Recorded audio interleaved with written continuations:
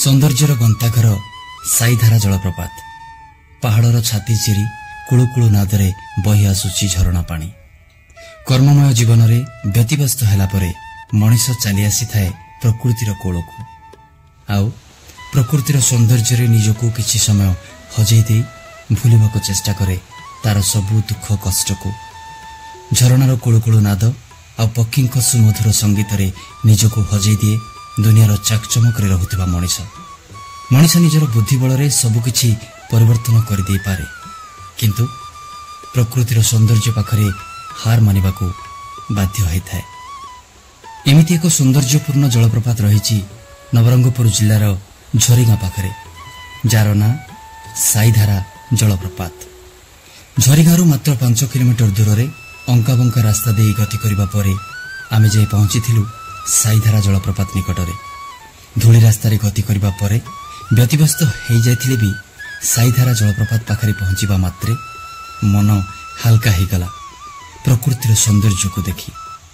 ମଣିଷ କେତେ ଚେଷ୍ଟା କଲେ ବି ଏମିତି ଏକ ସୁନ୍ଦର ଝରଣା ତିଆରି କରିବା ସମ୍ଭବ ନୁହେଁ।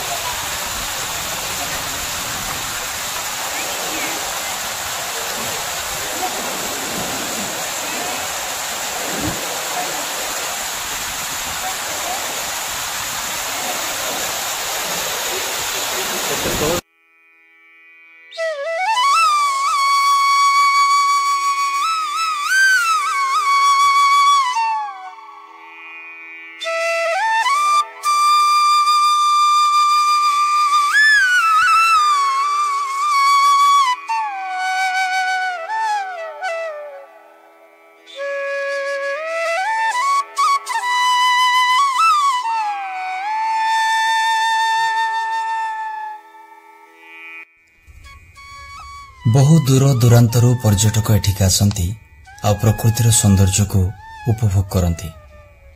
ଏଠିକି ଥରେ ଯିଏ ଆସେ ଫେରିବାକୁ ଇଚ୍ଛା କରେନି। ସବୁଜ ବନାନୀ ସହିତ ସୁଉଚ୍ଚ ଜଳପ୍ରପାତ ବାନ୍ଧି ରଖେ ପର୍ଯ୍ୟଟକଙ୍କୁ। ଝରଣା ପାଣିରେ ଗାଧେଇବା ସହିତ ପଥର ସନ୍ଧିରେ ରୋଷେଇ କରି ପଥର ଚଟାଣରେ ବସି ଖାଇବା ବଣଭୋଜିର ମଜାକୁ ଦ୍ୱିଗୁଣିତ କରିଥାଏ। ବଣଭୋଜି କରିବା ପାଇଁ ପ୍ରାୟତଃ ପର୍ଯ୍ୟଟକଙ୍କ ଭିଡ଼ ଜମିଥାଏ ଏହି ସ୍ଥାନରେ। ହେଲେ ଏହି ପର୍ଯ୍ୟଟନ ସ୍ଥଳୀ ଯେତିକି ମାନସିକ ଶାନ୍ତି ଦିଏ ପର୍ଯ୍ୟଟକଙ୍କୁ, ତାଠାରୁ ବେଶୀ ବ୍ୟତିବ୍ୟସ୍ତ କରେ ଏଠିକାର ଅବ୍ୟବସ୍ଥା। ଆଲୋକର ବ୍ୟବସ୍ଥା ନାହିଁ କି ଏଠି ମିଳିବନି ମୋବାଇଲ ନେଟୱାର୍କ। ନିଜେ ନିଜକୁ ନିଜ ଦାୟିତ୍ୱରେ ହିଁ ଫେରାଇ ଆଣିବାକୁ ହେବ। ସଞ୍ଜ ନଇବା ପୂର୍ବରୁ ଏଠୁ ବାହାରି ଯିବାକୁ ହେବ, ନହେଲେ ଅନ୍ଧକାର ଭିତରେ ବିପଦର ସମ୍ମୁଖୀନ ହେବାଟା ସୁନିଶ୍ଚିତ ହୋଇଯିବ। ବିଶେଷ କରି ଛୋଟ ପିଲା କିମ୍ବା ବୟସ୍କମାନଙ୍କୁ ଅଧିକା ଦାୟିତ୍ୱ ନେବାକୁ ହେବ। ସେମାନଙ୍କୁ ଏକା ବିଲକୁଲ ଛାଡ଼ିବେନି। ବିପଦପୂର୍ଣ୍ଣ ଥିଲେ ବି ଏଠିକାର ସୌନ୍ଦର୍ଯ୍ୟ ସବୁ ପର୍ଯ୍ୟଟକଙ୍କୁ ମୋହିତ କରି ପକାଉଥାଏ।